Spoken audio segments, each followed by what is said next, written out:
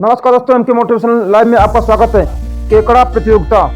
एक दिन दुनिया के अधिकांश देशों ने मिलकर एक केकड़ों की प्रतियोगिता आयोजित की। इस केकड़ा कंपटीशन में भारत के एक व्यक्ति ने भी हिस्सा लिया था। प्रतियोगिता में भाग लेने के लिए सभी देश के प्रतिभागी अपने साथ टोकरी भर भर कर केकड़ों को साथ लाए हुए थे। प्रतियोगिता की शर्त थी कि टोकरी के ढक्कन को खोलना है और केकड़ों को टोकरी से बाहर निकालने पर उन्हें फिर से टोकरी के अंदर डालना है, और जिस भी देश का व्यक्ति अपने ज्यादा से ज्यादा केकड़ों को टोकरी में जमा करेगा वही विजेता होगा। कंपटीशन शुरू हुआ। सभी देशों ने अपने टोकरी के ढक्कन निकालते ही टोकरी से केकड़े बाहर निकलने लगे, और अलग अलग देशों के लोग केकड़ों को अपने तरीके को इस्तेमाल करके एक बार फिर से टोकरी के अंदर डालने में लगे गए। अमेरिका के व्यक्ति ने अपने वैज्ञानिक तरीकों के द्वारा केकड़ों को टोकरी के अंदर लाने की कोशिश की, लेकिन फिर भी उन्हें मात्र 40% ही सफलता मिली।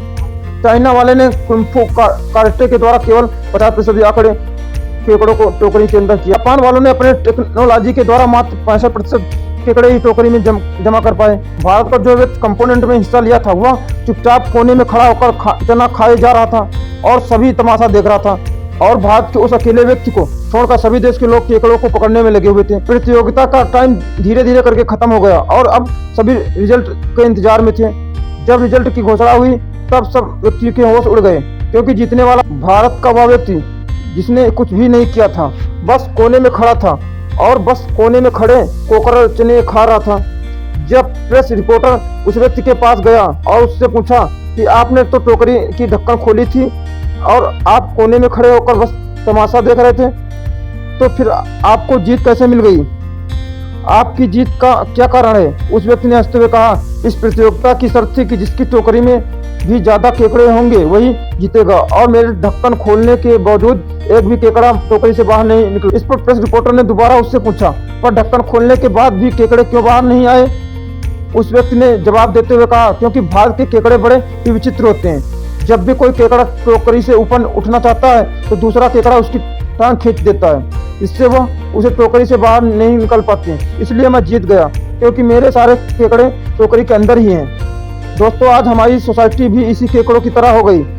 जब हम सफलता की सीढ़ी चढ़ने वाले होते हैं या कुछ अलग कर गुजरने के लिए आगे बढ़ने की कोशिश करते हैं, तभी उसे सीढ़ी में चढ़ने से पहले समाज या हमारी तरह ही ऊपर उठने की कोशिश करने वाले लोग हमारा टांग खींचने लगते हैं। आज आपसे कोई पूछेगा कि बेटा या बेटी आप बड़े होकर क्या बनेंगे, तब यदि उनके सामने अपने कुछ बड़ी सोच रख दी तो वे तुरंत आपको निरुत्साहित कर देंगे कि तुम जो सोच रहे हो वो कभी नहीं बन सकते। आज लोगों को अपनी उन्नति से मतलब नहीं, बल्कि दूसरों की अवनीत से मतलब है। समाज हम जैसे आम नागरिकों को मिलने से ही नहीं बना है, और जिसे दिन प्रत्येक व्यक्ति अपने सोचने के नजरिया को सही कर लेंगे तब उन्हें दूसरों की टांग खींचने में कोई भी दिलचस्पी नजर नहीं आएगी।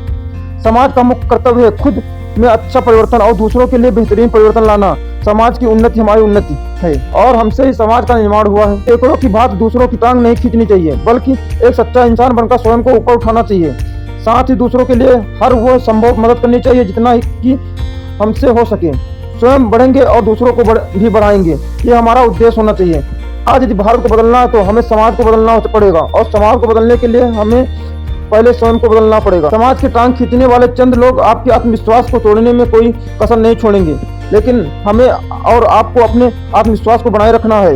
उनकी निरुत्साहित करने वाली बातों को दिमाग में लोड, और हमें अपने बल पर ऊपर उठना है, आगे बढ़ते जाना है, टोकरी से बाहर निकलना है और सफल होकर समाज की टांग खींचने वालों को दिखा देना है।